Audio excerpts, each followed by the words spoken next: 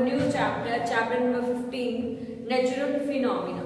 Right, आपने देखा होगा हमारे आसपास बहुत सारी ऐसी एक्टिविटीज होती हैं, ठीक है, बाय नेचर। नेचर के द्वारा बहुत सारी ऐसी एक्टिविटीज होती हैं, जैसे लाइटनिंग हो गया, थंडरिंग हो गया, ठीक है। ये किसके कारण हो रहा है? नेचर के कारण हो रहा है, ये हमारे कारण तो नहीं हो रहा ना, नेचर में ऐसा होता है।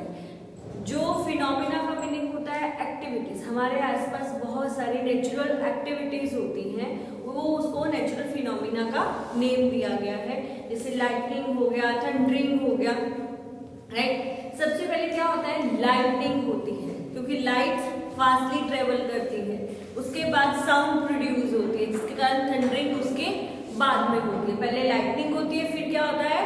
थंडरिंग होती है, ठीक है। कभी सोचा है ये लाइटनिंग होती कैसी है? एक साइंटिस्ट थे बेंजामिन फ्रैंकलिन, उन्होंने ये शो करा था कि पहले लोग क्या सोचते थे कि जो लाइटनिंग, यदि नेचर का कोई प्रकोप होता है जिसके कारण लाइटनिंग होती है, ठीक है, लोगों के ऊपर गिर जाती है, ऐसा नहीं होता है।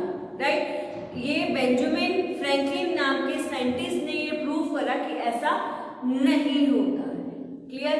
ये होता क्यों है वो हम इस चैप्टर में डिस्कस करेंगे। सबसे पहले आपने देखा होगा वुलन क्लोथ्स जो आप पहनते हो, राइट, जब आप वुलन क्लोथ्स आप उतारते हो तब आपकी बॉडी में छोटे छोटे स्पार्क्स होते हैं, कभी नोटिस करा है? या सिंथेटिक वेयर्स जो पहनते हो, जब आप उसको उतारते हो, ठीक है, तो आपकी बॉडी में छोटे छोटे स्पार्क्स होते हैं। ऐसा क्यों होता है? जब कोई भी ऑब्जेक्ट दूसरे के अगेंस्ट रब होगा, ठीक है, जब कोई ऑब्जेक्ट किसी दूसरे के अगेंस्ट रब होता है तो छोटे छोटे स्पार्क्स प्रोड्यूस होते हैं।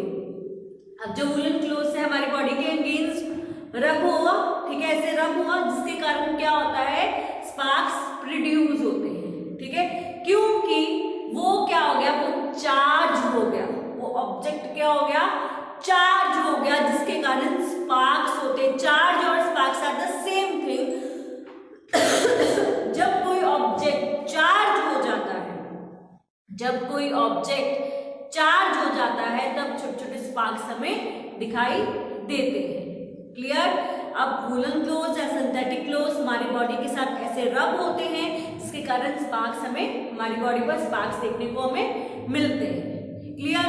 अब वो कह रहे हैं कि जब दो वायर्स, पोल्स पे जो वायर्स आपस में टच होती हैं, ठीक है, तब भी आपको स्पार्क्स देखने को मिलते हैं। राइट, तो वो कह रहे हैं कि जो लाइटनिंग है और जो लाइटनिंग और जो वुलन क्लोथ से स्पार्क हो रहा है, that are the same thing, है तो सेम थिंग, क्योंकि जो वुलन क्लोथ के कारण चार्ज, वुलन क्लोथ में हुआ है स्पार्क, वो चार्ज के कारण हुआ है। लाइटनिंग में भी जब लाइटनिंग की होती है, जब चार्जेस एक्यूमुलेट हो जाते हैं, जब चार्जेस एक्यूमुलेट मतलब जो स्पार्क्स हैं वो इकट्ठे हो जाते हैं, ये मेरे पास एक स्पार्क है, बहुत सारे स्पार्क्स या चार्जेस इकट्ठे हो जाते हैं तो वो लाइटनिंग फॉर्म करते हैं। क्लियर? जब चार्जेस इकट्ठे हो जाते हैं, एक्यूमुलेट हो जाते हैं तो वो लाइटनिंग को फॉर्म करते हैं। जब क्लाउड्स में जो चार्जेस हैं वो इकट्ठे हो जाएंगे, इसके कारण क्या होगी? लाइटनिंग होगी। ओके, जब क्लाउड्स में चार्ज इकट्ठे हो गए तो क्या हो जाती है? लाइटनिंग होती है। जो वुलन क्लोथ वाले स्पार्क है और जो लाइटनिंग हो रही है, that are the same thing, but जो lightning is on large scale, जो लाइटनिंग होती है वो बहुत लार्ज स्केल में होती है, तभी तो, क्योंकि उसमें बहुत सारे चार्जेस प्रोड्यूस होते हैं, ठीक है, क्योंकि उसमें चार्जेस ज्यादा होने की वजह से लाइटनिंग हो रही है, और लाइटनिंग बहुत लार्ज स्केल में होती है, तभी तो किसी के ऊपर गिर जाती है तो उसकी डेथ भी हो सकती है। क्लियर? समझ में आया? जब लाइटनिंग की होती है, जब चार्जेस प्रोड्यूस होते हैं, जब क्लाउड्स में चार्जेस प्रोड्यूस हुए और वो इकट्ठे हो जाते हैं, तब लाइटनिंग का फॉर्म होता है।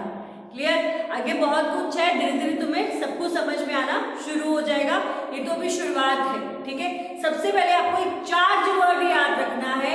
चार्ज जब होगा, जब भी कोई ऑब्जेक्ट चार्ज होता है तब उसमें क्या होता है? वो जो चार्जेस हैं वो इकट्ठे होते हैं, तब लाइटनिंग होती है। क्लियर? तब स्पार्क्स का इकट्ठे हो जाते हैं तब क्या होती है, लाइटनिंग होती है। दोनों सेम थिंग है, इससे कंफ्यूज मत होना। ओके, अब वो क्या कहता है कि अब सबसे पहले वो आपको समझाना चाहता है कि चार्जेस होता कैसे है, चार्जेस कब होते हैं। बाय रबिंग, जब भी किसी ऑब्जेक्ट आपस में हम रब करते हैं, किसी जब एक ऑब्जेक्ट है इसको मैं अच्छे से रब कर रही हूँ तो उस वो ऑब्जेक्ट क्या हो जाएगा, वो ऑब्जेक्ट चार्ज हो जाएगा, राइट। फॉर एग्जाम्पल एक मैंने कॉम्ब लिया, ठीक है, कॉम्ब को मैंने किसी भी क्लोथ के साथ ऐसे अच्छे से रब करा, बहुत तेज में जब रब करती हूँ तो वो कॉम्ब क्या हो जाएगा, चार्ज हो जाएगा। अब मेरे को कैसे पता चलेगा कि वो कॉम्ब चार्ज हो गया है, जब मैं उसके पास छोटे छोटे स्मॉल पीसेस ऑफ पेपर जब लेके जाऊंगी तो वो उसको अट्रैक्ट करेगा, ठीक है, वो चार्ज वाला अनचार्ज पेपर्स को अट्रैक्ट करेगा। क्लियर, क्योंकि वो क्या है, चार्ज्ड है, राइट। तो चार्ज सबसे पहले चार्ज होता कैसे है, बाय रबिंग। क्लियर, अब बाय रबिंग के कारण जब हमने रब करा तो वो चार्ज हो गया। अब मेरे को कैसे पता चला, वो भी मैंने बता दिया कि वो अपने पास अट्रैक्ट करता है, जिसके कारण मेरे को पता चलता है कि वो चार्ज है, इसके कारण वो दूसरे अनचार्ज को अपनी तरफ अट्रैक्ट कर रहा है। क्लियर, देखो लाइटनिंग है, स्पार्क्स ऑन इलेक्ट्रिक पोल, आपको इलेक्ट्रिक पोल पे स्पार्क्स नजर आते हैं, ठीक है, तो वो भी क्या है, उसके कारण जब स्पार्क्स होते हैं इलेक्ट्रिक पोल पर, जब स्पार्क्स होते हैं तो उनमें चार्ज होता है, तभी तो स्पार्क्स होते हैं, right. Lightning is caused by the accumulation of charges in the clouds. Lightning क्यों होती है, जब accumulation of charges, accumulation का मीनिंग इकट्ठा, जब चार्जेस इकट्ठे हो जाते हैं तब क्या होती है, लाइटनिंग होती है। चार्जेस किस में इकट्ठे हो रहे हैं, क्लाउड्स में। ओके, अब lightning and the spark from your clothes are essentially same, दोनों सेम है। ये बेंजामिन फ्रैंकलिन ने बोला था, जो हमारे क्लोथ्स के कारण स्पार्क हो रहे हैं और जो लाइटनिंग है, दोनों सेम थिंग है, क्योंकि दोनों चार्ज है, ठीक है, दोनों चार्ज की वजह से ही हुई है स्पार्क। जो स्पीड स्पार्क हो रहा है वो क्या है, चार्ज है, इसीलिए स्पार्क हो रहा है। पर जो लाइटनिंग है वो लार्ज स्केल पे होता है और वो इतना लार्ज स्केल पे नहीं होता है, क्योंकि उसमें चार्जेस बहुत ज्यादा होते हैं लाइटनिंग के केस में। ओके, अब चार्जिंग बाय रबिंग, अब जो चार्ज होता है वो किसके कारण होता है, रब करते हैं तो कोई ऑब्जेक्ट क्या हो जाता है, चार्ज हो जाता है। इस आज के पूरे लेक्चर में चार्ज के बारे में मैंने समझाया। एक बार आपको चार्ज समझ में आ गया तो इसमें तो आपको लाइटनिंग समझ में तो कोई प्रॉब्लम ही नहीं होगी। क्लियर, पहले सबसे पहले आपको चार्ज का क्लियर होना चाहिए कि चार्ज होता कैसे। अब आपको पता चल गया चार्ज क्या हो रहा है, रबिंग के कारण हो रहा है। जब कोई ऑब्जेक्ट के साथ रब करते हैं तो वो ऑब्जेक्ट क्या हो जाता है, चार्ज हो जाता है।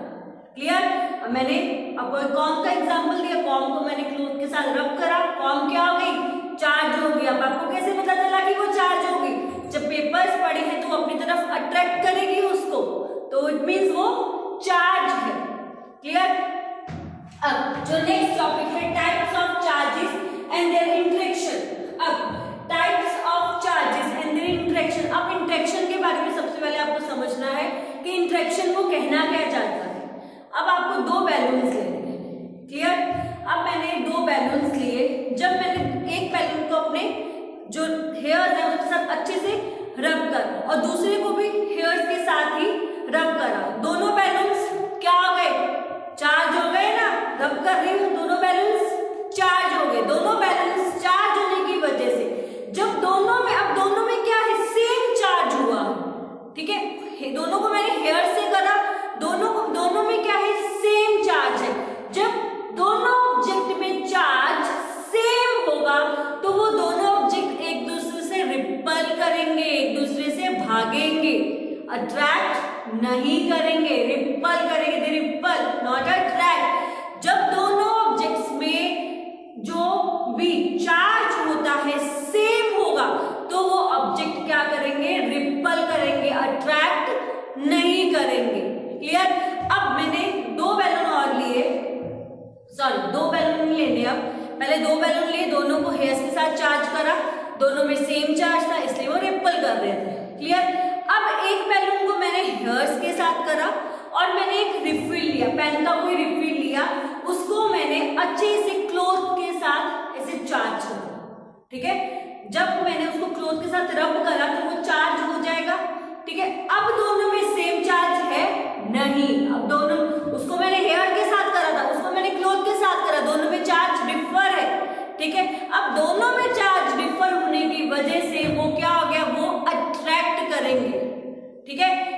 आपको दोनों में एक को पॉजिटिव का नाम दे दो, एक को नेगेटिव का नाम दे दो। अब पॉजिटिव नेगेटिव जब आपस में अट्रैक्ट, आपस में टकराएंगे तो वो क्या करेंगे, वो अट्रैक्ट होंगे एक दूसरे की तरफ, ठीक है।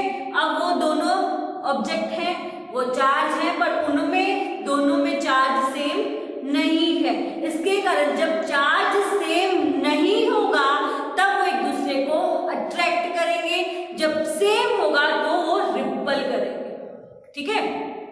इतना समझ में आया। अब जो टाइप्स ऑफ चार्जेस की बात है तो वो दो तरह के होते हैं।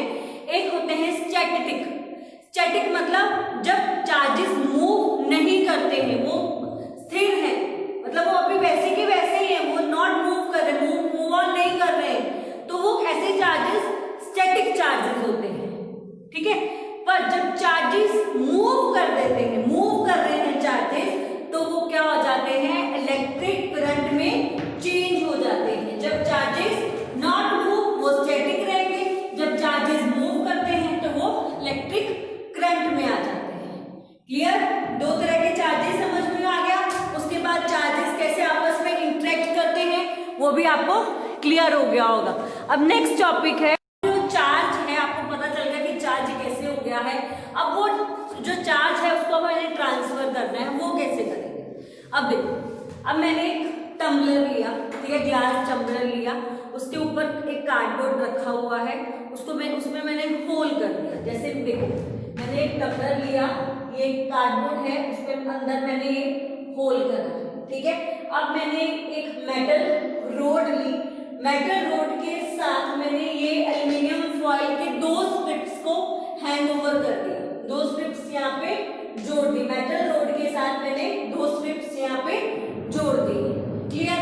अब मैंने क्या करना है, अब मेरे को पेन का रिफिल चाहिए जो कि चार्ज्ड है, जो कि चार्ज्ड है, पेन का रिफिल जो कि चार्ज है।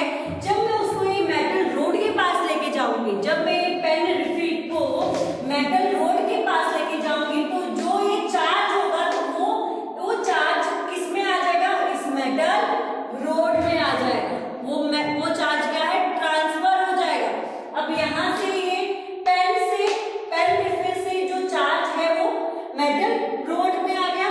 अब मेटल रोड से ये चार्ज किसमें आ गया, एल्युमिनियम फॉइल में आ गया। क्लियर।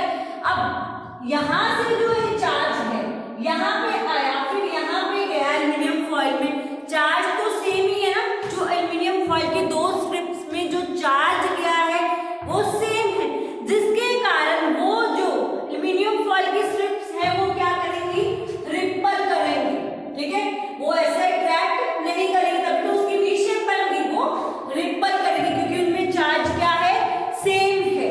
जब सेम चार्ज आएगा दोनों में तो वो क्या हो जाएंगे, रिपल करेंगे। क्लियर।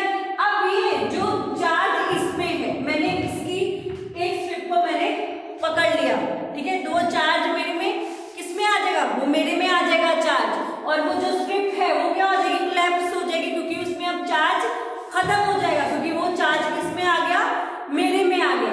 अब मेरे में आने के बाद वो चार्ज मैं तो अर्थ पे खड़ी हूं ना, तो मेरे से चार्ज कहाँ पे चला जाएगा, अर्थ पे चला जाएगा, ठीक है। जब किसी ऑब्जेक्ट से जो चार्ज है ट्रांसफर होके अर्थ पर चला जाता है तो उस प्रोसेस को अर्थिंग बोलते हैं। क्लियर। जब ऑब्जेक्ट से जो चार्ज ट्रांसफर होके अर्थ पर गया है उसको क्या बोलते हैं, अर्थिंग बोला जाता है। क्लियर।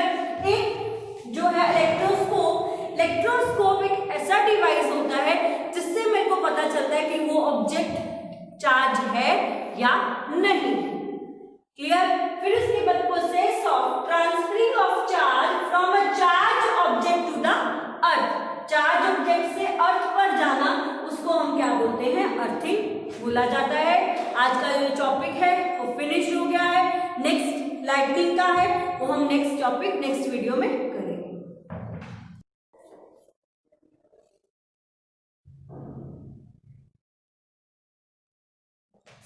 कर दो बंद।